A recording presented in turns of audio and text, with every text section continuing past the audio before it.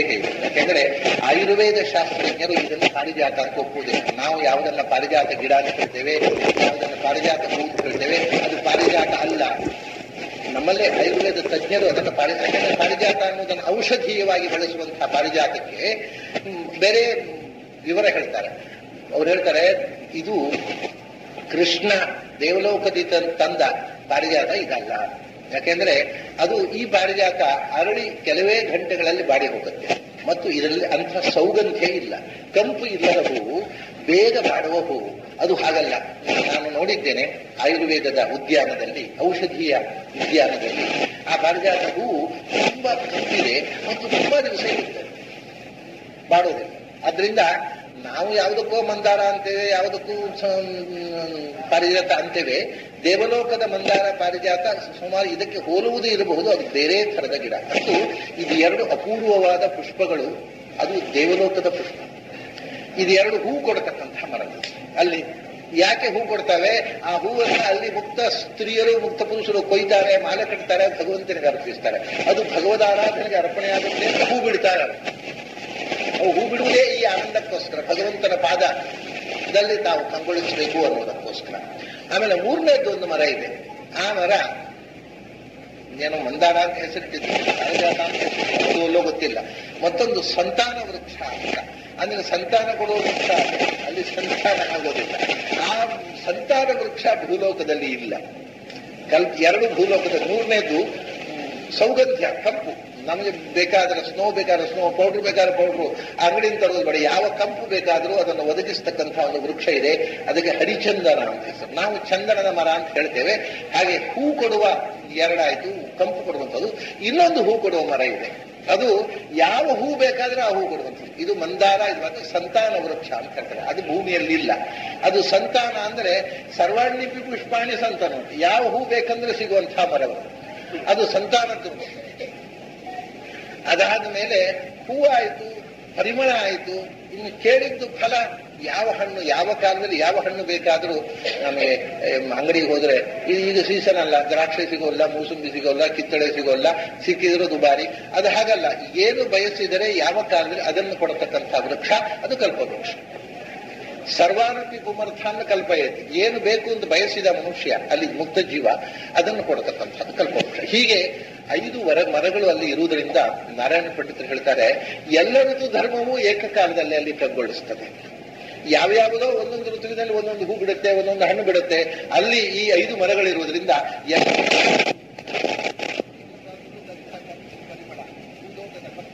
ಹೀಗೆ ಅದು ಸುಗಂಧಮಯ, ಪುಷ್ಪಮಯ, ಫಲಮಯ, ಪುಷ್ಪ ಫಲಗಳ ಆನಂದದಿಂದ ತುಂಬಿರತಕ್ಕಂಥ ಒಂದು ವಿಚಿತ್ರವಾದಂತಹ ಲೋಕ ಅದು. ಅದಾದ ಮೇಲೆ ಇದು ಎಲ್ಲ ಕಾಲದಲ್ಲೂ ಸರ್ವಋತುಗಳು ಏಕಕಾಲದಲ್ಲಿ ಸಮಾವೇಶ ಆದ ಹಾಗೆ. ಮತ್ತೆ ಋತು ಧರ್ಮಗಳು ಅಲ್ಲಿ ಇಲ್ಲ ಅಂತಲ್ಲ, ಅದು ಇದೆ. ಯಾಕೆಂದ್ರೆ ಎಲ್ಲವೂ ಅಲ್ಲಿ ಇರಬೇಕು, ಎಲ್ಲವೂ ಅಲ್ಲಿ ಇದ್ದದ್ದು ಇಲ್ಲಿ ಬರಬೇಕು. ಋತು ಧರ್ಮಗಳು ಇದೆ ಅಂತ ಹೇಳ್ತಾರೆ. ವಸಂತ ಕಾಲದ ಋತು ಅಭಿಮಾನಿ ಅಲ್ಲಿ ವಸಂತ ಋತುವಾಗಿ ಅಲ್ಲಿಯೂ ಕೂಡ ಮಾಡ್ತಾರೆ. ವಸಂತ ಋತುವಿನಲ್ಲಿ ಏನಾಗುತ್ತೆ ಮತ್ತೆ ಅಂಗಡಿಯೇ ಏನು ಸಿಗುತ್ತೆ ಹೂ, ಅದನ್ನು ತಗೊಂಡಿದ್ದೇವೆ ನಾವು. ವಸಂತ ಋತುವಿನಲ್ಲಿ ಯಾವ ಹೂ ಅರಳುತ್ತೆ ಅಂತ ನಾವು ಗಿಡವೇ ನೋಡ್ಲಿಕ್ಕೆ ಹೋಗ್ಲಿಲ್ಲ. ಹಾಗಾದ್ರೆ ಲೋಕಜ್ಞಾನವೂ ಆಗಬೇಕು, ಲೋಕಾತ್ಮಕವಾದಂತಹ ವೈಕುಂಠ ಜ್ಞಾನವೂ ಆಗಬೇಕು. ಅದಕ್ಕೋಸ್ಕರ ವಸಂತ ಕಾಲದ ವಸಂತ ಋತುವಿನಿಂದ ನಿಯಂತ್ರಿತವಾದ ಹೂವುಗಳು ಯಾವುದು ಅನ್ನೋದನ್ನು ಹೇಳ್ತಾರೆ ನಾರಾಯಣ ಪಂಡಿತರು. ವಿಶೇಷವಾಗಿ ವಸಂತ ಕಾಲದಲ್ಲಿ ಅಂದ್ರೆ ಮಧು ಮಾಧವ. ಮಧು ಮಾಧವ ಅಂದ್ರೆ ಚೈತ್ರ ವೈಶಾಖ. ಮಧುಮಾಸ ಅಂತ ಹೇಳ್ತಾರೆ. ಮಧುಮಾಸ ಅಂದ್ರೆ ಚೈತ್ರ, ಮಾಧವ ಮಾಸ ಅಂದ್ರೆ ವೈಶಾಖ. ಚೈತ್ರ ವೈಶಾಖಗಳಲ್ಲಿ ವಸಂತ ಋತುವಿನಲ್ಲಿ ಹೂ ಬಿಡತಕ್ಕಂಥದ್ದು ಒಂದು, ಅದಕ್ಕೆ ಸಂಸ್ಕೃತದಲ್ಲಿ ಮಾಧವೀಲತೆ ಅಂತಲೇ ಹೇಳ್ತಾರೆ. ಅದು ವೈಶಾಖ ಮಾಸದಲ್ಲೇ ಹೂ ಬಿಡುವಂಥದ್ದು. ಅದಕ್ಕೆ ಕನ್ನಡದಲ್ಲಿ ಅಧಿರ್ಮುಕ್ತೆ ಅಂತ ಹೇಳ್ತಾರೆ, ಸಂಸ್ಕೃತದಲ್ಲಿ ಅತಿಮುಕ್ತಕ ಅಂತ ಹೇಳ್ತಾರೆ. ಅದು ಕನ್ನಡದಲ್ಲಿ ಅತಿಮುಕ್ತಕ, ಅಧಿರ್ಮುಕ್ತೆ ಆಗಿದೆ. ಇದು ಒಂದು ಜಾತಿಯ ಹೂವು. ಅದು ವಸಂತ ಮಾಸದಲ್ಲಿ ಆ ವಸಂತ ಋತುವಿನ ಅಭಿಮಾನಿ ದೇವತೆ ಆ ಹೂವಾಗಿ ಹರಡುತ್ತಾರೆ. ಆಮೇಲೆ ಇನ್ನೊಂದು ವಸಂತ ಮಾಸದಲ್ಲಿ ಹೂ ಬಿಡುವಂತಹದ್ದು ಚಂಪಕ, ಸಂಪಗೆ. ವಸಂತ ಋತುವಿನಲ್ಲಿ ಹೂ ಬಿಡತಕ್ಕಂಥದ್ದು ಸಂಪಗೆ ಮತ್ತು ಅಧಿರ್ಮುಕ್ತೆಯನ್ನು ಉಲ್ಲೇಖ ಮಾಡ್ತಾರೆ. ಈಗ ನಾವು ಸಸ್ಯಶಾಸ್ತ್ರ ಸಂಶೋಧನೆ ಮಾಡುವವರು ವಸಂತ ಮಾಸದಲ್ಲಿ ಅರಳುತ್ತು ಅಂತ ಹೋಗಿ ಆ ಮರ ಎಲ್ಲಿದೆ ಅಂತ ಹುಡುಕಿ ಇದ್ರೆ, ಇದು ಇನ್ನೂ ಅದು ಕಡಿಯದೆ ಉಳಿದಿದ್ರೆ ಆ ಮರ ಇದ್ದ ಜಾಗಕ್ಕೆ ಹೋಗಿ ಆ ಸಂಪಿಗೆ ಹೂ ಬಿಡುತ್ತೋ ಅಧಿರ್ಮುಕ್ತೆ ಹೂ ಆಗುತ್ತೋ ಅಂತ ಪರೀಕ್ಷೆ ಮಾಡುವ. ಇದು ವಸಂತ ಮಾಸದಲ್ಲಿ ವಸಂತ ಮಾಸದ ಅಭಿಮಾನಿ ದೇವತೆ ತನ್ನ ಋತುವಿನ ಧರ್ಮವಾಗಿ ಆ ಹೂಗಳನ್ನು ಅರಳಿಸಿ ವಸಂತ ಋತುವಿಗೆ ಸೊಬಗು ಕೊಡ್ತಾನೆ. ಆಮೇಲೆ ಚೈತ್ರ ವೈಶಾಖ ಆದ್ಮೇಲೆ ಜ್ಯೇಷ್ಠ ಆಷಾಢ ಬಂತು. ಜ್ಯೇಷ್ಠ ಆಷಾಢ ಮಾಸ ಅಂತಂದ್ರೆ ಗ್ರೀಷ್ಮ ಋತು. ಅದನ್ನ ಶುಚಿ ಅಂತ ಹೇಳ್ತಾರೆ. ಶುಚಿ ಅಂದ್ರೆ ಗ್ರೀಷ್ಮ ಋತುವಿನ ಹೆಸರು. ಅದನ್ನ ಶುಚಿ ಸಂಭವ ಅಂತಲೇ ಅವರು ಹೇಳ್ತಾರೆ. ಅದನ್ನ ಶುಚಿ ಅಂತಂದ್ರೆ ಎರಡಿದೆ. ಶುಚಿ ಅಂತ ಆಷಾಢಕ್ಕೂ ಹೆಸರಿದೆ, ಆಷಾಢಕ್ಕೂ ಶುಚಿ ಅಂತ ಹೆಸರಿದೆ. ಆಮೇಲೆ ಶುಚಿ ಅಂತ ಅನ್ನೋದು ಜ್ಯೇಷ್ಠ ಆಷಾಢ ಎರಡು ಒಟ್ಟಿಗೆ ಸೇರಿದ ಗ್ರೀಷ್ಮ ಋತುವಿಗೂ ಶುಚಿ ಅಂತ ಹೆಸರಿದೆ. ಈ ಮಧ್ವ ವಿಜಯಕ್ಕೆ ವ್ಯಾಖ್ಯಾನ ಬರೆಯುವವರು ಶುಚಿ ಅನ್ನುವುದಕ್ಕೆ ಬಹಳ ಜನ ಬಹಳ ವಿಧವಾದ ಗೊಂದಲ ಮಾಡಿಕೊಂಡಿದ್ದಾರೆ. ಕೆಲವರು ಜ್ಯೇಷ್ಠ ಅಂತ ಅರ್ಥ ಬರೆದರು. ಜ್ಯೇಷ್ಠಕ್ಕೆ ಶುಚಿ ಅಂತ ಹೆಸರೇ ಇಲ್ಲ. ಅದು ಶುಚಿಸ್ತು ಅಯಂ. ಜ್ಯೇಷ್ಠ ಆದ್ಮೇಲೆ ಶುಚಿಸ್ತು ಅಯಂ ಆಷಾಢ, ಅದು ಮುಂದಿಗೆ ಅನ್ವಯವಾಗುವಂತಹದ್ದು. ಅದು ಅಮರಕೋಶ ಉರುಹೊಡುವಾಗ ಗೊಂದಲವಾಗಿ ಕೆಲವರು ಜ್ಯೇಷ್ಠ ಮಾಸ ಅಂತ ವ್ಯಾಖ್ಯಾನ ಬರೆದರು. ಕೆಲವರು ಶುಚಿಸ್ತು ತುಶಬ್ದದಿಂದ ಆಷಾಢ ಮಾಸ ಅಂತ ಬರೆದರು.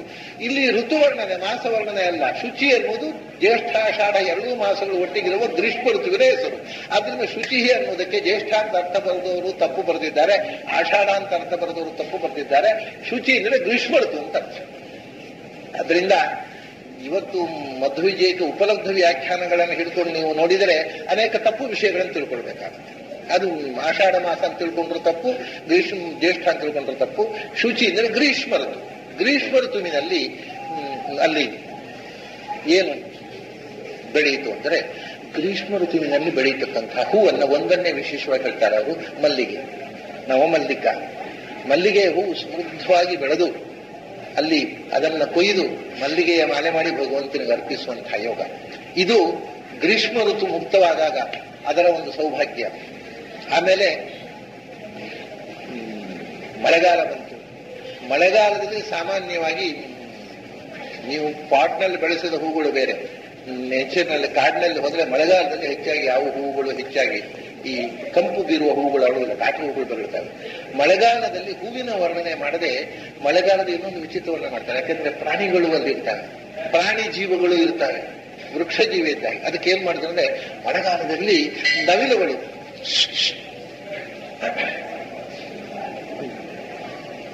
ಮಳೆಗಾಲದಲ್ಲಿ ನವಿಲುಗಳು, ಮುಕ್ತ ನವಿಲುಗಳು, ಅವು ಮೋಕ್ಷದಲ್ಲಿರುವವು. ಇಲ್ಲಿಂದ ಕಾಡಿನಿಂದ ಯಾರೋ ಬೇಟೆಗಾರ ಹಿಡ್ಕೊಂಡು ಹೋಗಿ ಅಲ್ಲಿ ಬಿಟ್ಟದ್ದಲ್ಲ, ಅಥವಾ ಝೂನಲ್ಲಿ ಇರುವ ನವಿಲುಗಳಲ್ಲ.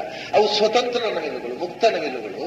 ಅವು ಮಳೆಗಾಲದ ಸಂಭ್ರಮದಲ್ಲಿ ಗರಿಗೆದರಿ ನಾಟ್ಯ ಆಡ್ತವೆ. ಇದೆಲ್ಲ ಇಲ್ಲಿ ಏನಿದೆ ಅದು ಎಲ್ಲವೂ ಅಲ್ಲಿದೆ ಅನ್ನೋದನ್ನ ನಾರಾಯಣ ಪಂಡಿತರು ಹೇಳಬೇಕಾಗ್ತದೆ. ಆಮೇಲೆ ಮಳೆಗಾಲ ಆಯ್ತು, ಶ್ರಾವಣ ಭಾದ್ರಪದ, ಆಶ್ವೇಜ, ಕಾರ್ತಿಕ, ಶರದೃತು ಬಂತು. ಶರದೃತುವಿನಲ್ಲಿ ಅಲ್ಲಿಯ ಕೊಳಗಳಲ್ಲಿ ಕುವಲಯ ಮತ್ತು ಕಮಲಗಳು ಅರಳಿ ನಿಂತವು. ಶರದೃತುವಿನಲ್ಲಿ ಬಹಳ ವಿಶಿಷ್ಟವಾಗಿ ಕುವಲಯ, ಕೊಳೆ ಹೂ ಅಂತ ಹೇಳ್ತಾರೆ ನಮ್ಮಲ್ಲಿ. ಕಮಲದ ಹಾಗೆ, ಕಮಲದ ಸ್ವಲ್ಪ ಸಣ್ಣ ಗಾತ್ರದ ಕಮಲ, ಸಣ್ಣ ಗಾತ್ರದ ಕಮಲ ಕೊಳೆ ಹೂ, ದೊಡ್ಡ ಗಾತ್ರದ ಕೊಳೆ ಹೂ ಕಮಲ. ಹಾಗೆ ಕಮಲ ಮತ್ತು ಕುವಲಯ ಅಂದ್ರೆ ಒಂದೇ ನೀರಿನಲ್ಲಿ ಬೆಳೆಯುವ ಕಮಲದ ಆಕಾರದ ಸಣ್ಣ ಮತ್ತು ದೊಡ್ಡ ಹೂಗಳು. ಅದನ್ನು ಕುವಲಯ ಮತ್ತು ಅರವಿಂದ, ಈ ಕೊಳೆ ಹೂವು ಮತ್ತು ತಾವರೆ ಹೂವು ಅರಳಿ ನಿಂತವು ಶರದೃತುವಿನಲ್ಲಿ. ಅಲ್ಲಿಗೆ ಪ್ರಾಣಿಗಳನ್ನು ಹೇಳಿದರು, ಪುಷ್ಪಗಳನ್ನು ಹೇಳಿದರು, ವೃಕ್ಷಗಳನ್ನು ಹೇಳಿದರು, ಪಕ್ಷಿಗಳನ್ನು ಹೇಳಿದರು. ಮುಕ್ತ ಪಕ್ಷಿಗಳು ಅವು ಇದ್ದಾವೆ. ಏನು ಶರದೃತು ಬಂತು ಅಂತಂದ್ರೆ ಮುಕ್ತರಾದಂತಹ ಗಿಳಿಗಳು ಆನಂದವಾಗಿ ಕಾಣ್ತಾ ಇರ್ತವೆ. ಶರದೃತು ಬಂತು ಅಂದ್ರೆ ಮುಕ್ತರಾದ ಹಂಸಗಳು ಆನಂದವಾಗಿ ನೀರಿನಲ್ಲಿ ಕಲರವ ಮಾಡ್ತಾ ಓಡಾಡ್ತಾ ಇರ್ತವೆ. ಮುಕ್ತ ಜೀವಗಳಲ್ಲಿ ಗಿಳಿಗಳು ಇವೆ, ಹಂಸಗಳು ಇವೆ, ಜೀವಸ್ವರೂಪ ಇದೆ. ಅದಾಯ್ತು, ಶರದೃತುವಾಯ್ತು. ಆಮೇಲೆ ಹೇಮಂತ ಮತ್ತು ಶಿಶಿರ, ಈ ಎರಡು ಋತುವನ್ನು ಒಟ್ಟಿಗೆ ಹೇಳ್ತಾರೆ. ಅದಕ್ಕೂ ಒಂದು ಕಾರಣ ಇದೆ. ಏನು ಅಂದ್ರೆ ಎಲ್ಲ ವೈದಿಕ ಸಂಪ್ರದಾಯ ಶಾಸ್ತ್ರೀಯವಾದ ಪ್ರಕ್ರಿಯೆಯನ್ನ ಕಾವ್ಯದ ಪರಿಭಾಷೆಯಲ್ಲಿ ಹೇಳುವ ಉದ್ದೇಶ. ವೇದದಲ್ಲಿ ಏನ್ ಹೇಳ್ತಾರೆ ಅಂದ್ರೆ ಹೇಮಂತ ಶಿಶಿರಯೋ ಐಕ್ಯೇನ ಪಂಚರ್ಥವ ಅಂತ. ವೇದದಲ್ಲಿ 5 ಋತುಗಳು ಅಂತ ಹೇಳ್ತಾರೆ. ಮೊದಲು ವಸಂತ, ಆಮೇಲೆ ಗ್ರೀಷ್ಮ, ಆಮೇಲೆ ವರ್ಷ ಋತು, ಆಮೇಲೆ ಶರದ್ ಋತು, ಆಮೇಲೆ 5ನೇದು ಹೇಮಂತ ಶಿಶಿರ ಋತು ಅಂತ. ಹೇಮಂತ ಋತು, ಶಿಶಿರ ಋತು ಬೇರೆ ಬೇರೆ ಹೇಳುವುದಿಲ್ಲ, 5 ಋತುಗಳು. ಯಾಕೆ ಅಂದರೆ ಋತುಗಳು ಅಂತ ಹೇಳುವುದು ಋತುಗಳಿಗೆ ಒಂದು ಭಿನ್ನ ಭಿನ್ನವಾದ ಧರ್ಮ ಇರುವುದರಿಂದ. ಹೇಮಂತದ ಧರ್ಮ ಏನು? ಚಳಿ. ಶಿಶಿರದ ಧರ್ಮ ಏನು? ಚಳಿ. ಹಾಗಾದ್ರೆ ಚಳಿಗಾಲ ಒಂದೇ ಋತು ಆಯ್ತಲ್ಲ. ಅದರಿಂದ ಹೇಮಂತ ಮತ್ತು ಶಿಶಿರ 4 ತಿಂಗಳು ಚಳಿಗಾಲ. ಚಳಿ ಇರುವಲ್ಲಿ ಚಳಿಗಾಲ ಅಂತ. ಚಳಿಯೇ ಇಲ್ಲದೆ ಬೆವರುವ 12 ತಿಂಗಳು ಬೆವರುವ ದೇಶದಲ್ಲಿ ಹೇಮಂತ ಶಿಶಿರ ಏನು ಮಾಡೋಲ್ಲ. ಸರಿ, ಆದ್ದರಿಂದ ಅದನ್ನ ಚಳಿಗಾಲ ಅಂತ. ಹಿಮ ಋತು ಅಂತ ಹೇಳ್ಬಿಡ್ತಾರೆ. ಸಸಖ ಅವನು ಸುಸಖ. ಹೇಮಂತ ಋತು, ಹಿಮಋತು ಹೇಮಂತ, ಅದರ ಸಖ ಶಿಶಿರ, ಈ ಎರಡೂ ಕೂಡ ಇರುತ್ತೆ. ಆವಾಗ ಯಾವ ಹೂವು ಅರಳುತ್ತೆ? ಚಳಿಗಾಲದಲ್ಲಿ ಅರಳುವ ಹೂ ಯಾವುದು ಅಂದ್ರೆ ಕುಂದ. ಕುಂದ ಅಂತಂದ್ರೆ ಇದು ಒಂದು ಜಾತಿಯ ಮಲ್ಲಿಗೆ, ಕೋಲ್ ಮಲ್ಲಿಗೆ ಅಂತ ಹೇಳ್ತಾರೆ, ಅಥವಾ ಗುಂಡು ಮಲ್ಲಿಗೆ ಅಂತ ನಮ್ಮಲ್ಲಿ ಹೇಳ್ತಾರೆ. ಕುಡು ಮಲ್ಲಿಗೆ, ಗುಂಡು ಮಲ್ಲಿಗೆ, ತುಂಬಾ ಮಲ್ಲಿಗೆ ಅಂತ, ಮೈಸೂರು ಮಲ್ಲಿಗೆ, ಮಂಗಳೂರು ಮಲ್ಲಿಗೆ, ಉಡುಪಿ ಮಲ್ಲಿಗೆ, ಏನೇನೋ ಮಲ್ಲಿಗೆಗಳಿವೆ. ಅದು ಕೋಲ್ ಮಲ್ಲಿಗೆ ಅಂತ, ಅಥವಾ ಕುಡು ಮಲ್ಲಿಗೆ ಅಂತ ಹೇಳ್ತಾರೆ. ಕುಡು ಮಲ್ಲಿಗೆ ಅಂತ ಒಂದು ಊರೇ ಇದೆ ಕರ್ನಾಟಕ ಅಂತ. ಅದು ಗುಂಡು ಮಲ್ಲಿಗೆ, ಅದನ್ನ ಕುಂದ ಅಂತ ಹೇಳ್ತಾರೆ. ಕುಂದದ ಹೂವು ಅದು ಇಲ್ಲಿಯ ಕುಂದ ಕುಂದತ್ತೆ, ಅದು ಕುಂದದ ಹೂವು, ಅದನ್ನು ಕುಂದೋದೇ ಇಲ್ಲ, ಎಂದು ಕುಂದದ ಹೂವು, ಅದನ್ನ ಕುಂದ ಪುಷ್ಪ. ಆಮೇಲೆ ಫಲಿನಿ ಕುಸುಮ ಅಂತ, ಇದು ಭಾರಿ ಅಪೂರ್ವದು, ಯಾವ ಸಂಸ್ಕೃತ ಕವಿಗಳು ಹೇಳಲಿಲ್ಲ. ಫಲಿನಿ ಅಂತ ಒಂದು ಮರ ಹೇಳ್ತಾರೆ, ಅದು ಹೂ ಬಿಟ್ಟು ಕಾಯಿ ಬಿಟ್ಟಿದ್ದು ಅಂತ. ಅದು ಫಲಿನಿ ಅಂದ್ರೆ ಯಾವ ಮರ ಅಂತ ನಮಗೆ ಎಲ್ಲೂ ಕೂಡ ಸಂಸ್ಕೃತ ಸಾಹಿತ್ಯದಲ್ಲಿ ಸಿಗೋದಿಲ್ಲ. ನಾರಾಯಣ ಪಂಡಿತರು ಮಾತ್ರ ಕಾವ್ಯದಲ್ಲಿ ಬಳಸಿದ್ದಾರೆ ಫಲಿನಿ ಅಂತ. ಅದು ಯಾವುದು ಅಂತ ನಮಗೆ ಖಚಿತವಾಗಿ ಗೊತ್ತಾಗುವುದಿಲ್ಲ. ಆದ್ರೆ ವಿಶ್ವಪತಿ ತೀರ್ಥ ಹೇಳ್ತಾರೆ ಅದು ಗಜ್ಜುಗದ ಮರ ಅಂತ. ಫಲಿನಿ ಅಂದ್ರೆ ಗಜ್ಜುಗ ಅಂತ, ಗಜ್ಜುಗ. ಅದು ಹೂ ಬಿಡುತ್ತೆ, ಅದು ಶಿಶಿರ ಚಳಿಗಾಲದಲ್ಲಿ ಹೂ ಬಿಡುತ್ತೆ ಮತ್ತು ಕಾಯಿ ಬಿಡುತ್ತೆ ಅಂತ. ಹೀಗೆ ವಿಚಿತ್ರವಾದ ಋತು ಸ್ವಭಾವವನ್ನು ನಮಗೆ ಒಂಥರದ ಪ್ರಕೃತಿಯ ಪರಿಚಯ. ಅದರ ಜೊತೆಗೆ ಆ ಋತ್ವಾಭಿಮಾನ ದೇವತೆಗಳು ಮುಕ್ತರಾದಾಗ ಮುಕ್ತಿಯಲ್ಲೂ ತಮ್ಮ ಈ ಫಲ ಕೊಡುವ ಸ್ವಭಾವವನ್ನು ಅಲ್ಲಿ ಅಭಿವ್ಯಕ್ತಗೊಳಿಸಿ ಬೇರೆ ಬೇರೆ ಋತು ಧರ್ಮವನ್ನು ವ್ಯಕ್ತಗೊಳಿಸ್ತಾರೆ. ಎಲ್ಲ ಋತುಗಳ ಧರ್ಮವು ಎಲ್ಲ ಕಾಲದಲ್ಲಿ ಇರುವಂತಹ ಒಂದು ವಿಚಿತ್ರವಾದ ಲೋಕ ಅದು ಅಂತ ಹೀಗೆ ವರ್ಣನೆ ಮಾಡ್ತಾ. ಆದರೆ ಈಗ ಹಿಂದೆ ಹೇಳಿದ ಹಾಗೆ ಸಾಂಸಾರಿಕ ಜೀವನದಲ್ಲಿ ಸುಖದ ಜೊತೆಗೆ ದುಃಖ ಇದೆ, ಸಂಯೋಗದ ಜೊತೆಗೆ ವಿಯೋಗ ಇದೆ, ವಿರಹ ಇದೆ, ಆಮೇಲೆ ಸವತಿ ದ್ವೇಷ, ಏನೇನೋ ಬೇಡವಾದ ತಪ್ಪು ಕಲ್ಪನೆಗಳಿಂದ ತಾವೇ ನಿರ್ಮಿಸಿಕೊಂಡ ಹೆಣ್ಮಕ್ಕಳ ವೈಯಕ್ತಿಕ ಸ್ವಕೃತ ದುಃಖಗಳಿವೆ, ಆಮೇಲೆ ನಿರಂತರ ವಿಯೋಗ ಇದೆ. ಇದು ಯಾವುದೂ ಹಾಗೆ ಋತುಗಳಲ್ಲಿ ಕೂಡ ದೋಷ ಇದೆ. ವಸಂತ ಮಾಸ ಬಂತು ಅಂದ್ರೆ ವಸಂತಕಾಲ ಏನಾಯಿತು ಅಂದ್ರೆ ಜಾಯಿತೆ ಪತ್ರ ಶಾಸನ, ವಸಂತೆ ಸರ್ವಸಸ್ಯಾನಾಂ ಜಾಯಿತೆ ಪತ್ರ ಶಾಸನ. ಎಲ್ಲಾ ಮರಗಳ ವಾಸ್ತವಿಕವಾಗಿ ವಸಂತ ಮಾಸದಲ್ಲಿ ಹೆಚ್ಚಿನ ಮರಗಳೆಲ್ಲ ನಮ್ಮಲ್ಲಿ ಆಗೋಲ್ಲ. ಆದರೆ ಈ ನಮ್ಮಲ್ಲಿ ಎಲ್ಲವೂ ಕೂಡ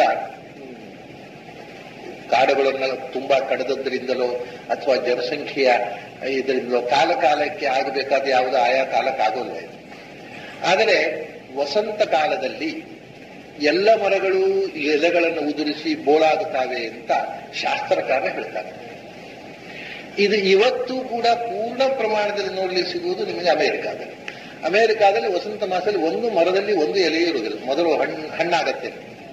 ಇಡೀ ಅಮೆರಿಕಾದ ಸಮಸ್ತ ವೃಕ್ಷಗಳು ಹಳದಿ ಬಣ್ಣಕ್ಕೆ ತಿರುಗುತ್ತವೆ, ಆಮೇಲೆ ಉದುರುತ್ತವೆ, ಬೋಳು. ಇದನ್ನು ನೋಡುವುದಕ್ಕೋಸ್ಕರ ಸಾವಿರ ಮೈಲಿ ದೂರ ಹೋಗ್ತಾರೆ ಅಲ್ಲಿ ಜನ. ಯಾಕಂದ್ರೆ ಆ ರೀತಿ ವಸಂತ ಕಾಲದಲ್ಲಿ ಎಲೆಗಳೆಲ್ಲ ಕೆಂಪಾಗಿ ಹಳದಿಯಾಗಿ ಉದುರುವ ದೃಶ್ಯ ಏಕಕಾಲದಲ್ಲಿ ಎಲ್ಲ ಮರಗಳು ಬೋಳಾಗಿರ್ತವೆ. ಇದು ವಸಂತದಲ್ಲಿ ವಸಂತ ಮಾಸ ಅಂತ ನಾವು ಏನು ಸಂತೋಷ ಪಡ್ತೇವೆ, ಪಾಪ ಮರಗಳೆಲ್ಲ ಉದುರಿಕೊಂಡು ತಲೆ ಬೋಳಿಸ್ಕೊಂಡು ಕೂತಿರ್ತವೆ. ಆಯ್ತು, ಅದು ವಸಂತ ಮಾಸದ ಒಂದು ದುರಂತ. ಆಮೇಲೆ ಅಲ್ಲಿಂದ ಸ್ವಲ್ಪ ಮುಂದೆ ಬಂದವರು ವಸಂತದಲ್ಲಿ ಶುರುವಾಗುತ್ತೆ, ಸೆಖೆ ಶುರುವಾಯಿತು. ಗ್ರೀಷ್ಮದಲ್ಲಿ ಆತಪ, ಬಿಸಿಲಿನ ಬೇಗೆ, ಸೆಖೆ ತಡೆಯಲಾರದೆ ಫ್ಯಾನ್ ನಡಿಯಲ್ಲಿ ಫ್ಯಾನ್ ಗಾಳಿಯೂ ಬಿಸಿ ಸ್ವಾಮಿ ಅಂತ ಸೆಖೆ ಬೈಕೊಂಡು ಕೂತಿರ್ತೇವೆ. ಅದರಿಂದ ಮಳೆಗಾಲ ಶುರುವಾದ್ರೆ ಬಿಸಿ ಬಂದಾಗ ಒಮ್ಮೆ ಮಳೆ ಬಂದ್ರೆ ಸಾಕಪ್ಪ, ಒಂದು ಮಳೆ ಬಿದ್ದರೆ ಒಂದು ಅಯ್ಯಪ್ಪ ಆದಿತ್ತು. ಮಳೆ ಬೀಳಿಸುವಾಗ ಅಯ್ಯೋ ಏನ್ ಮಳೆಯಪ್ಪ, ಹೊರಗೆ ಹೋಗ್ಲಿಕ್ಕಿಲ್ಲ ಅಂತ. ಅದು ಬರೋ ತನಕ ಅದು ನಿರೀಕ್ಷೆ, ಬಂದ ಕೂಡಲೇ ಶಾಪ. ಸೆಖೆ ವಸಂತ ಕಾಲ ಆದಾಗ ಗ್ರೀಷ್ಮ ಋತು ಬರುವುದನ್ನ ಸ್ವಾಗತಿಸುವುದು, ಬರುವ ತನಕ ಕಾಯೋದು, ಬಂದು ಕೂಡಲೇ ಬೈಯೋದು. ಅಯ್ಯೋ ಏನು ಮಳೆ ದರಿದ್ರ, ಒಂದು ಕೊಡೆ ಹಿಡ್ಕೊಂಡು ಹೋದ್ರೆ ಕೊಡೆ ಒಳಗೂ ನೀರು ಬರುತ್ತೆ. ಯಾಕಂದ್ರೆ ಕೊಡೆ ಮಾಡಿದವ್ರು ತಪ್ಪದು, ಮಳೆಗಾಲ ತಪ್ಪಲ್ಲ ಅದು. ಕೊಡೆ ಒಳಗೂ ನೀರು ಬೀಳುತ್ತೆ, ಒಂದಿಷ್ಟು ಮಳೆಯನ್ನು ಬೈತೇವೆ. ಮಳೆ ನಿಂತರ ಸಾಕಪ್ಪ ಅಂತ ಮಳೆ ಬಂತು. ಆಮೇಲೆ ಶರದೃತು ಬಂತು, ಮಳೆ ನಿಂತಿತು, ನೆಲದ ಕೆಸರೆಲ್ಲ ಹೋಗಿ ತಿಳಿ ನೀರಿನ ಸರೋವರಗಳು ಬಂದವು, ಅದರ ವಿಹಾರ ಆಯಿತು. ಶರದೃತಿನಲ್ಲಿ ಕಟಾವು, ಮನೆಗೆ ಧಾನ್ಯ ಬಂತು, ಸಮೃದ್ಧಿ ಬಂತು, ಆ ವಿಹಾರ ಆಯಿತು. ಅಷ್ಟಾಯ್ತು ಅನ್ನುವಾಗ ಚಳಿ ಶುರುವಾಯಿತು. ಚಳಿ ಶುರುವಾದ ಕೂಡಲೇ ಅಯ್ಯೋ ಏನ್ ಚಳಿಯಪ್ಪ ಅಂತ ಚಳಿ ಬನ್ನಿ ಶುರು. ಹೀಗೆ ಋತುವಿನಲ್ಲಿ ಒಂದು ಪ್ರಕೃತಿಯ ಸೌಂದರ್ಯದ ಜೊತೆಗೆ ಮನುಷ್ಯನಿಗೆ ತಾನು ಒಗ್ಗಿಸಿಕೊಳ್ಳಲಾಗದ ಕೆಲವು ದೋಷಗಳು ಇವೆ. ಆದರೆ ಮೋಕ್ಷದಲ್ಲಿ ಅಲ್ಲಿಯೂ ಸಖ್ಯಕಾಲದ ಅಭಿಮಾನಿ ದೇವತೆ ಇದ್ದಾನೆ, ಅಲ್ಲಿಯೂ ಚಳಿಗಾಲದ ಅಭಿಮಾನಿ ದೇವತೆ ಇದ್ದಾನೆ, ಅಲ್ಲಿಯೂ ಮಳೆಗಾಲದ ಅಭಿಮಾನಿ ದೇವತೆ ಇದ್ದಾನೆ. ಅಲ್ಲಿ ಎಲ್ಲ ಕ್ರಿಯೆಯನ್ನು ಭಗವಂತನ ಸೇವೆಯಾಗಿ ಅವರು ಮಾಡ್ತಾರೆ. ಆದರೆ ಅಲ್ಲಿಯ ಮಳೆಯೂ ಆನಂದಮಯ, ಅಲ್ಲಿಯ ಸಖಿಯೂ ಆನಂದಮಯ, ಅಲ್ಲಿಯ ಚಳಿಯೂ ಆನಂದಮಯ, ಅದು ಯಾವುದೂ ಕಾಣಲ್ಲ. ಹಾಗಾಗಿ ಎಲ್ಲ ಋತುಗಳು ಕೂಡ ಋತುದೋಷರಹಿತವಾಗಿ ಆನಂದಮಯವಾಗಿದ್ದಾವೆ.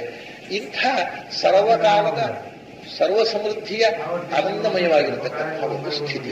ಆದ್ದರಿಂದ ಅಂಥ ಲೋಕದಲ್ಲಿ ತಮ್ಮ ನಿಯತ ಪತ್ನಿಯರ ಜೊತೆಗೆ, ಯಾಕೆಂದ್ರೆ ಇದೊಂದು ವಿಶೇಷ, ಇಲ್ಲಿ ನಿಯತ ಪತ್ನಿ ಅಂತಿಲ್ಲ, ಜನ್ಮಕ್ಕೊಂದು ಹೆಂಡತಿ ಜನ್ಮಕ್ಕೊಬ್ಬ ಗಂಡ.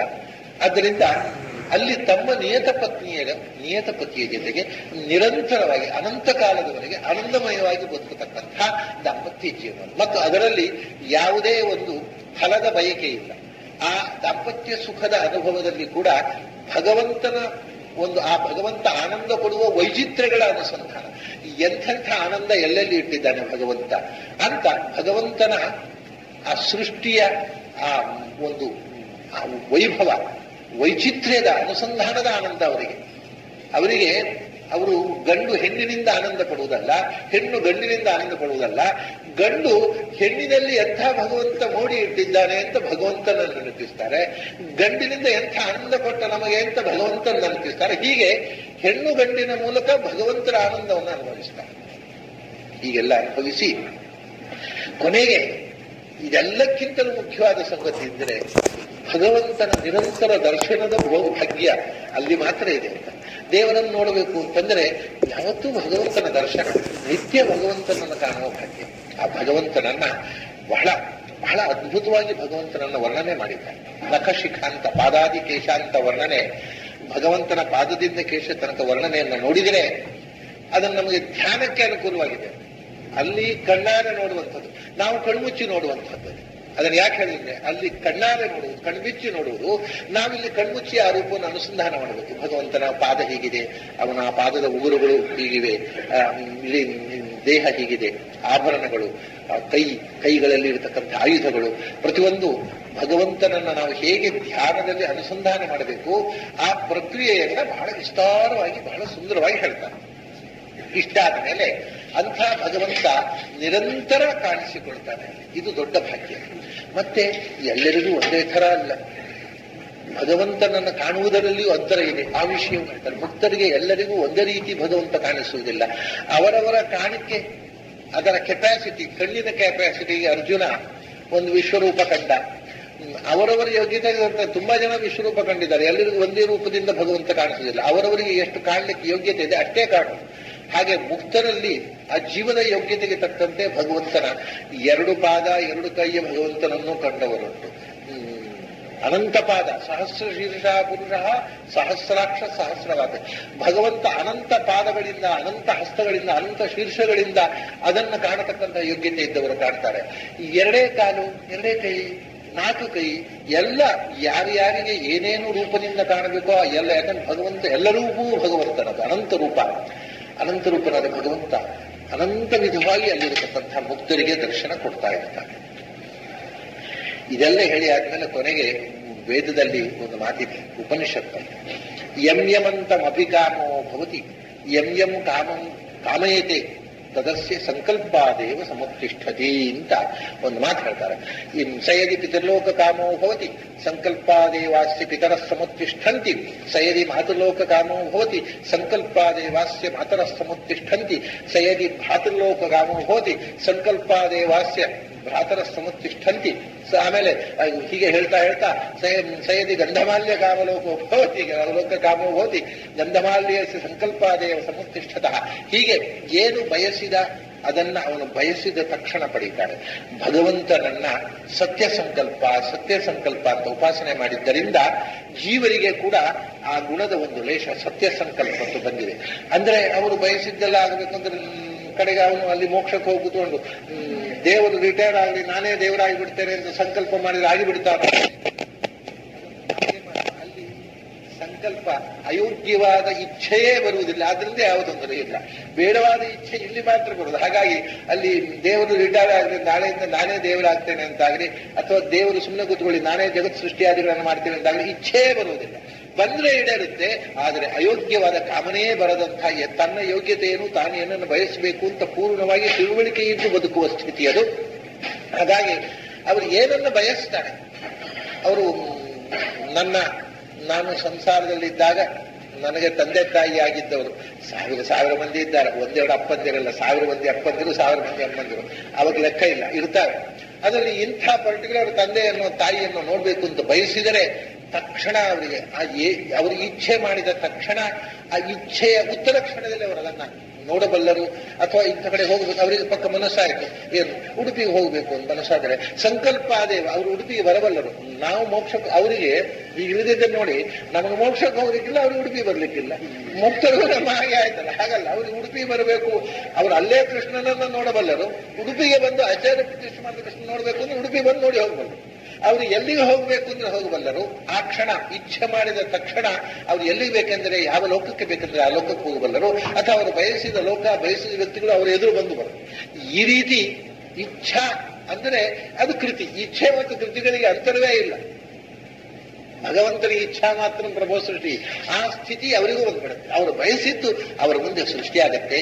ಇಂಥ ಒಂದು ಅದ್ಭುತವಾದ ಲೋಕ ಮೋಕ್ಷ ಅಂತ ಹೇಳಿ ಕೊನೆಗೆ ಇಷ್ಟು ಶೇಷ ವರ್ಣನೆ ಮಾಡಿ ನಾರಾಯಣ ಪಂಡಿತರು ಹೇಳ್ತಾರೆ, ಇದು ಯಾಕೆ ಅಂದರೆ ಇಂಥ ಮೋಕ್ಷ ಆಚಾರ್ಯರ ಸಿದ್ಧಾಂತವನ್ನ ಯಾರು ಜೀವನದಲ್ಲಿ ಅನುಷ್ಠಾನಕ್ಕೆ ತರ್ತಾರೆ ಅವನಿಗೆ ಇಂಥ ಮೋಕ್ಷ ಚರಮ ಫಲ. ಈ ಮೋಕ್ಷಕ್ಕೋಸ್ಕರ ಶಾಸ್ತ್ರ ಓದಿ ಹೊರತು ಐಹಿಕ ಫಲಕ್ಕೋಸ್ಕರ ಶಾಸ್ತ್ರ ಓದಬೇಡಿ ಅಂತ ಶೇಷ ಸನಕಾದಿಗಳಿಗೆ ಹೇಳಿದ.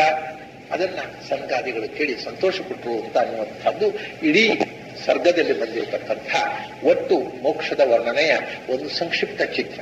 ನಾನು ಇದರಲ್ಲಿ ಪ್ರಾಯ ಅವರು ಹೇಳಿದ್ದನ್ನ ಎಲ್ಲವನ್ನೂ ಎಳೆಯಾಗಿ ಬಿಡಿಸಿ ಹೇಳಿದ್ದೇನೆ.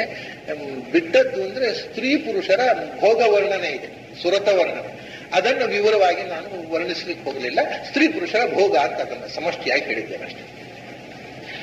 ಆಮೇಲೆ ಇದು ಹೀಗೆ ಹೇಳಿ ಮುಂದೆ ಅವ್ರು ಏನು ಹೇಳ್ತಾರೆ ಅಂದ್ರೆ ಮುಂದಿನ ಸರ್ಗದ ಪ್ರಸ್ತಾವನೆಯನ್ನು ಇವತ್ತು ಹೇಳ್ತಾರೆ. ಮುಂದಿನ ಸರ್ಗ ಏನಾಗುತ್ತೆ, ಹೀಗೆ ಆಚಾರ್ಯರು ಶೇಷಾದಿಗಳು ಮುಗಿಲಲ್ಲಿ ನಿಂತು ಕೇಳುವಂತಹ ಪ್ರವಚನ ಉಡುಪಿಯಲ್ಲಿ ನಿಂತು ಮಾಡಿದರು.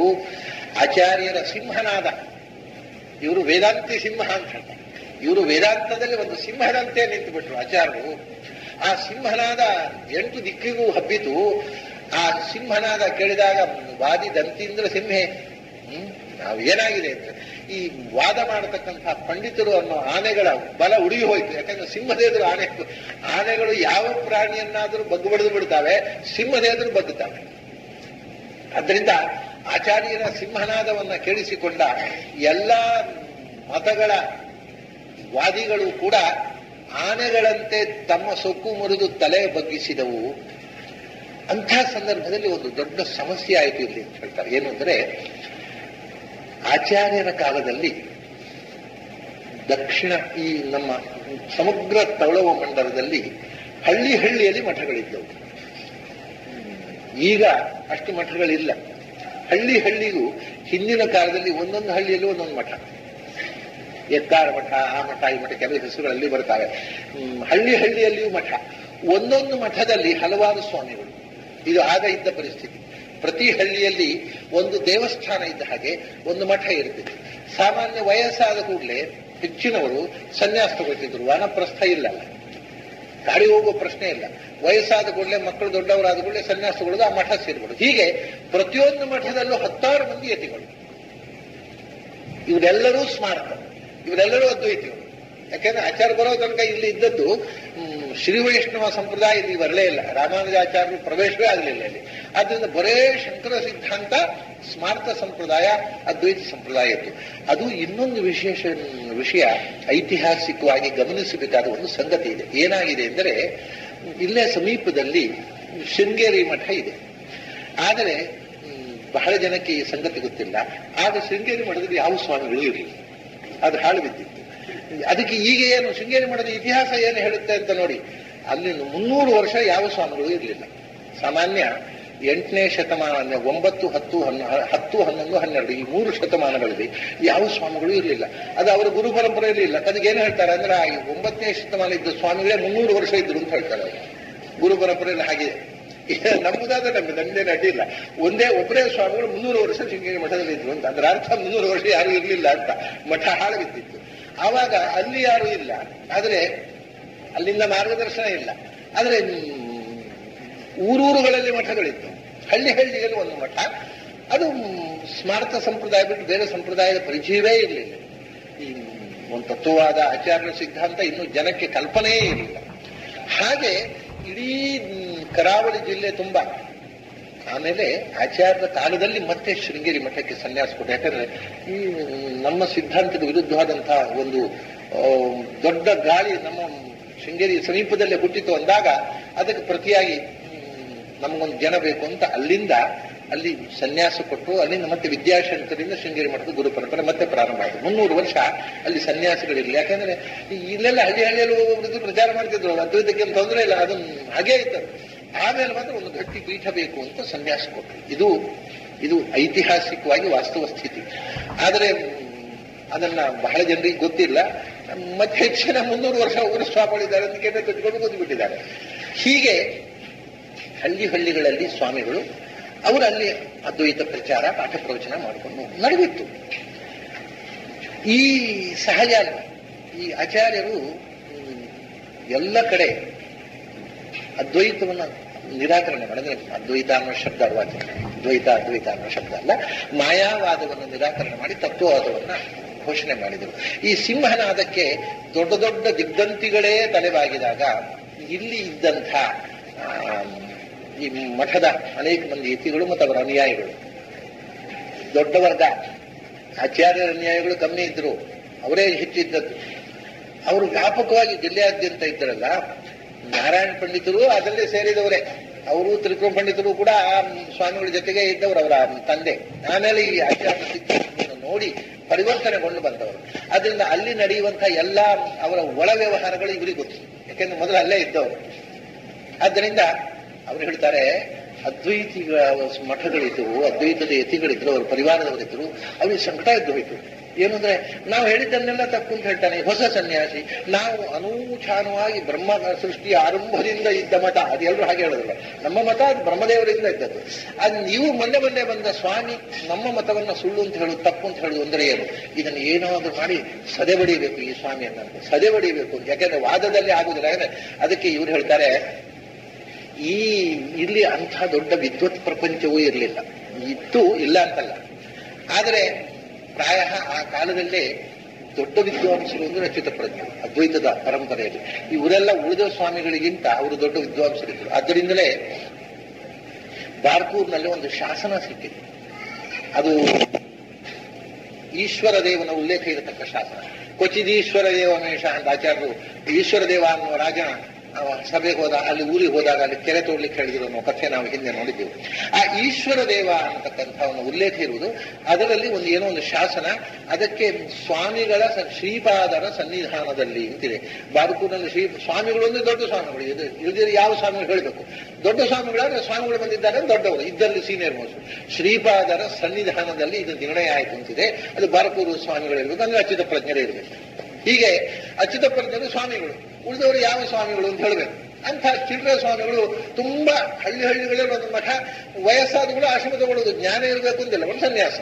ಹೀಗೆ ಇವರಿಗೆಲ್ಲ ಏನು ಅಂದ್ರೆ ನಮ್ಮ ಪರಂಪರೆಯಿಂದ ಬಂದ ನಂಬಿಕೆಯನ್ನು ಹಾಳು ಮಾಡ್ತಾರಲ್ಲ, ಇವರಿಗೆ ಬುದ್ಧಿ ಕಲಿಸ್ಬೇಕು ಅಂತ ಒಂದು ಸಭೆ ಕರೆದ್ರು. ಆ ಸಭೆಯಲ್ಲಿ ಎಲ್ಲ ಶಿಷ್ಯರನ್ನು ಕರೆದು ಅಲ್ಲಿ ಆಗ ಕಾಲದಲ್ಲಿದ್ದ ಎಲ್ಲ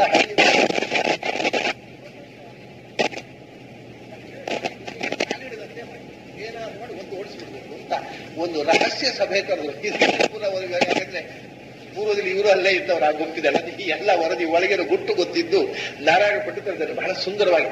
ಆದ್ರೆ ಹೇಳ್ತಾರೆ, ಆನೆಗಳೇ ತಲೆ ಬಗ್ಗಿಸಿದೆವು ಈ ಸಿಂಹನಾದಕ್ಕೆ, ಈ ನರಿಗಳು ಊಳಿಟ್ರೆ ಎಷ್ಟು ಊಳಿರ್ತಾವರು, ಎಷ್ಟು ಬೇಜಾರ್ದಿರ್ತಾರೆ.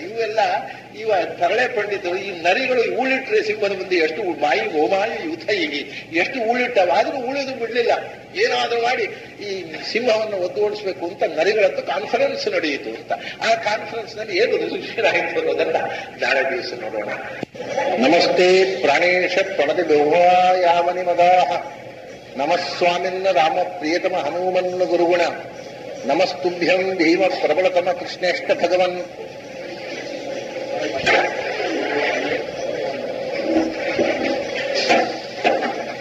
ನಮಃ ಶ್ರೀಮನ್ ಮಧ್ವ ಪ್ರತಿಶ ಸುದೃಶನ್ನೋ ಜಯ ಜಯ. ಪೂಜ್ಯ ಶ್ರೀಪಾದರೇ ಮತ್ತು ಅಧ್ಯಾತ್ಮ ಬಂಧುಗಳೇ, ನಾವು ನಿನ್ನೆ 11ನೆಯ ಸರ್ಗದಲ್ಲಿ ಬಂದಿರತಕ್ಕಂಥ ಮೋಕ್ಷ ಸುಖದ ಬಿತ್ತರವನ್ನ ಸಾಕಷ್ಟು ವಿಸ್ತಾರವಾಗಿ ಮತ್ತು ಅದರ ಆಧ್ಯಾತ್ಮಿಕ ಹಿನ್ನೆಲೆಯ ಮುಖದಲ್ಲಿ ನೋಡಿದ್ದಾಯಿತು. ಮುಂದೆ ಏನಾಯಿತು ಅನ್ನುವುದನ್ನ, ಇದರ ಪ್ರತಿಕ್ರಿಯೆ, ಇಷ್ಟು ಆಚಾರ್ಯರ ಪ್ರವಚನವನ್ನ ದೇವತೆಗಳು ಕೇಳಿ ನಲಿದರೆ ಭೂಮಿಯಲ್ಲಿರ್ತಕ್ಕ ಕೆಲವು ಜನ ಸಂಕಟದಿಂದ ನರಳಿದರು ಅಂತ ಹೇಳ್ತಾರೆ. ಅದನ್ನು ಮುಂದಿನ ಅಧ್ಯಾಯ ಸರ್ಗ ಹೇಳುತ್ತೆ. ನಾನು ನಿನ್ನೆ ಹೇಳಿದ್ದೆ, ಹಳ್ಳಿಗಳಲ್ಲಿ ನಮ್ಮ ಈ ಕರಾವಳಿ ಜಿಲ್ಲೆಯಲ್ಲಿ ಹಳ್ಳಿಗಳಲ್ಲಿ ಮಠಗಳಿದ್ದವು. ಒಂದೊಂದು ಮಠದಲ್ಲಿ ನಿವೃತ್ತರಾದ ಕೂಡಲೇ ವೃದ್ಧರಾದವರೆಲ್ಲ ವಾನಪ್ರಸ್ಥದ ಬದಲು ಸನ್ಯಾಸಗಳು, ಒಂದೊಂದು ಮಠದಲ್ಲಿ 10 ಮಂದಿ ಯತಿಗಳು. ಇದು 13ನೇ ಶತಮಾನದಲ್ಲಿ ಆಚಾರ್ಯರ ಕಾಲದಲ್ಲಿ ನಮ್ಮ ಜಿಲ್ಲೆಯಲ್ಲಿದ್ದಂಥ ಒಂದು ಜೀವನ ಕ್ರಮ. ಪ್ರತಿ ಹಳ್ಳಿಯಲ್ಲಿಯೂ ಒಂದು ಮಠ ಇತ್ತು. ಆ ಮಠಗಳಲ್ಲಿ 10 ಮಂದಿ ಯತಿಗಳಿರುತ್ತಿದ್ದರು. ಹಾಗೆ ಇದ್ದಂಥ ಇಲ್ಲಿ ಇರತಕ್ಕಂಥ ಯತಿ ಮಂಡಲಕ್ಕೆ ಅಚ್ಯುತ ಪ್ರಜ್ಞರು ನಾಯಕರಾಗಿದ್ದರು. ಆದರೆ ಆಚಾರ್ಯರು ಅವರಿಗೆ ಶಿಷ್ಯರಾಗಿ ಬಂದ ಮೇಲೆ ಅಚ್ಯುತ ಪ್ರಜ್ಞರ ಮನಸ್ಸು ತತ್ವವಾದದ ಕಡೆಗೆ ಹೊರಳಿದಾಗ ಅವರು ಸ್ವಲ್ಪ ಮೊದಲು ತಟಸ್ಥರಾಗಿ ನಿಂತರು, ಮತ್ತೆ ಇದಕ್ಕೆ ಸಿಡಿದು ನಿಂತರು ಮಾಯಾವಾದಕ್ಕೆ. ಆಗ ಮಾಯಾವಾದದ ನೇತೃತ್ವವನ್ನು ವಹಿಸಿಕೊಂಡವರಿಬ್ಬರು ಯತಿಗಳಿದ್ದರು, ಪದ್ಮತೀರ್ಥ ಮತ್ತು ಪುಂಡರೀಕಪುರಿ ಅಂತ. ಅಚ್ಯುತ ಪ್ರಜ್ಞರು ಅನ್ನ ಕೈಬಿಟ್ರು ಅವರು. ಯಾಕಂದ್ರೆ ಇವರು ತನ್ನ ಶಿಷ್ಯನ ಕಡೆಗೆ ಹೋಗ್ತಾ ಇದ್ದಾರೆ, ಇವ್ರನ್ನ ಕಟ್ಟಿಕೊಂಡ್ರೆ ಉಪಯೋಗ ಇಲ್ಲ ಅಂತ ಅಚ್ಯುತ ಪ್ರಜ್ಞರನ್ನ ಕೈಬಿಟ್ಟು ಅವರು ತಮ್ಮದೇ ಒಂದು ಗುಂಪನ್ನು ಕಟ್ಟಿಕೊಂಡ್ರು. ಇಬ್ಬರು ನಾಯಕರಿದ್ರು ಆವಾಗ ಈ ಯತಿ ಪರಂಪರೆಗೆ. ಕರಾವಳಿ ಜಿಲ್ಲೆಯಲ್ಲಿ ಒಬ್ಬರು ಪದ್ಮತೀರ್ಥ ಅಂತ. ಅವರು ಮೂಲತಃ ಈ ನಾಡಿನವರು ಅಲ್ಲ, ಚೋಳ ದೇಶದವರು ಅಂತ ಹೇಳ್ತಾರೆ ನಾರಾಯಣ ಪಂಡಿತರು.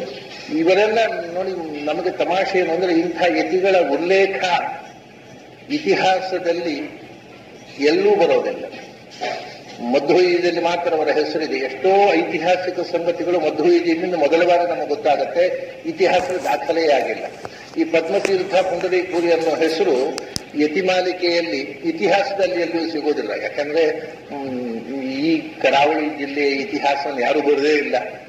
ಆದ್ರಿಂದ ಇತಿಹಾಸ ಬರೆದವರು ಮುಖ್ಯವಾಗಿ ನಮ್ಮ ದೇಶದ ಇತಿಹಾಸ ಉತ್ತರ ಭಾರತದ ಮಂದಿ, ದಕ್ಷಿಣ ಭಾರತದಲ್ಲೂ ಕಮ್ಮಿ ಮಂದಿ ಬರೆದರು.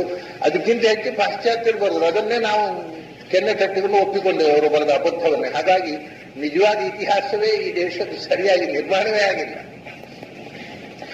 ಈ ಪದ್ಮತೀರ್ಥ